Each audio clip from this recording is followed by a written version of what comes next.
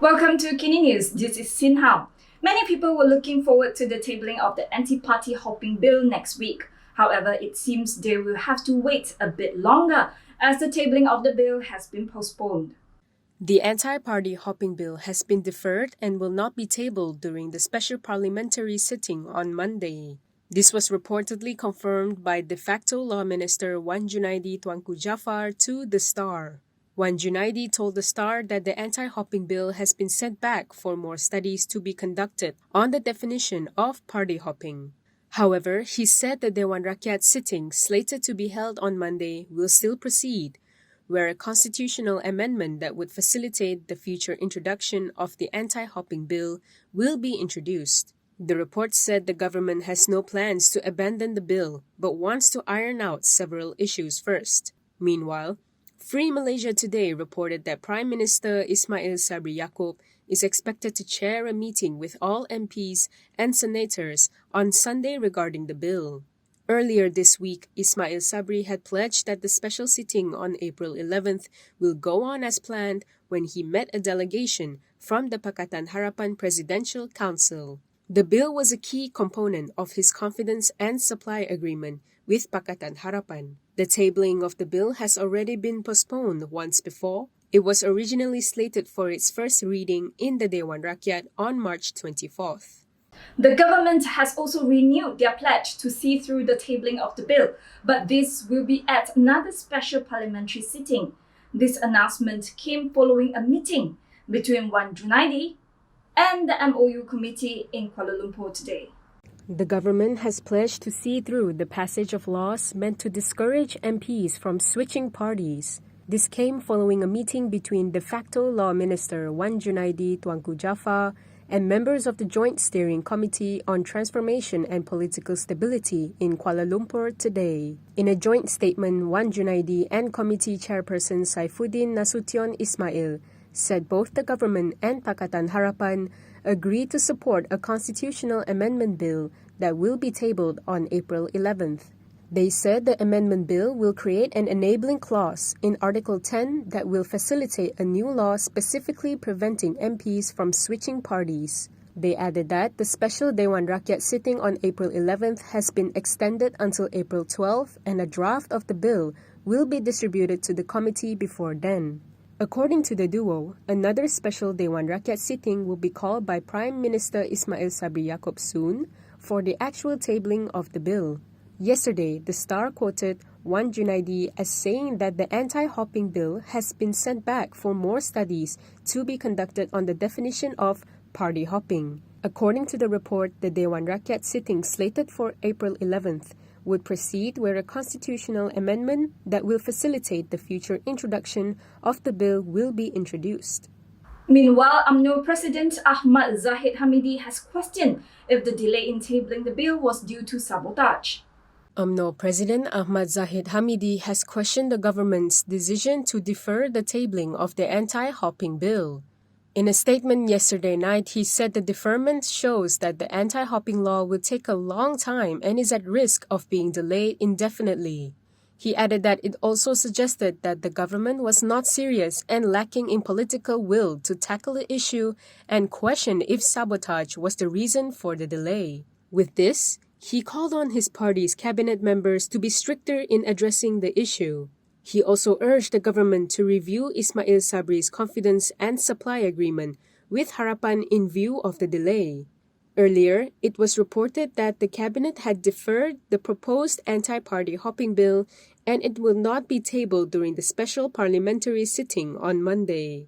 According to reports, the Dewan Rakyat sitting will still proceed, where a constitutional amendment that would facilitate the future introduction of the anti-hopping bill will be introduced. The report said the government has no plans to abandon the bill but wants to iron out several issues first, such as the definition of party hopping. With the anti-party hopping bill delayed, a PKR MP has now asked if Pakatan Harapan will review their commitment to the Memorandum of Understanding with the government. PKR's Pasir Gudang MP Hassan Karim has called on Pakatan Harapan to review their commitment to the Memorandum of Understanding with the government. This came following reports that the proposed anti-party hopping bill will not be tabled during the special parliamentary sitting on Monday. In a statement today, he said this was the second time that the bill had been postponed, as it was originally slated for its first reading in the Dewan Rakyat on March 24. He said the government's failure to bring the bill to Parliament this time, even though enough time has been given, shows that Prime Minister Ismail Sabri Yaakob has failed to lead his cabinet and get them to agree with it. Hassan claimed that it was just an excuse from the government to prevent the act from being tabled. He added that they were not serious and sincere in their commitment to prevent party hopping. Hassan pointed out how the Harapan Presidential Council had previously stated that the MOU would be cancelled if the government fails to implement the bill, and said that this was the moment of truth. He said the coalition needs to now review its commitment to the MOU as the bill is a main part of it. Hassan also hit out at the reason given for the delay, saying that it only revolved around one issue, which was the definition of party hopping. He said that if the government was truly committed, they would table it with the definition that the MOU steering committee had agreed on. He added that it wasn't complicated and the definition of party hopping could be updated from time to time through an amendment of the Act in Parliament. There were many speculations on why the proposed anti-party hopping bill had been delayed. For Umno veteran Shahrir Samad, one of them was the fact that political frogs are also in the cabinet. Umno veteran Shahrir Samad has commented on the delay in the tabling of the anti-party hopping bill. In a post on Facebook today, Shahrir said it wasn't easy for the government to table and pass the anti-party hopping bill, as the cabinet also consists of political frogs. He said 39 MPs had once left their original party in the 14th general election. Shahrir cited several MPs who benefited after jumping, saying they weren't charged for allegedly receiving 1 MDB linked funds from Najib Abdul Razak, unlike those who stayed in Umno, including himself. Other party hoppers, he said, gained influence and power after making the jump from Umno. He said it is sustenance or risky, and whether it was irresponsible was another matter. According to Shahrir, it is the sustenance that can't be denied, but for now, it's hard to agree on party hopping. He added that their principles are also different. He said some consider it a betrayal and some defend it as an act of faith, but they all sit at the same table. Shah Alam MP Khalid Samad has hit out at Works Minister Fadila Yusof over his remarks that the BN government had been working on the toll restructuring exercise on 4 highways in the Klang Valley since 2002. Shah Alam MP Khalid Samad has questioned how long it takes the Barisan Nasional government to finalize a proposal. This was after Works Minister Fadila Yusof rejected claims that the toll restructuring exercise was a policy of the Harapan government.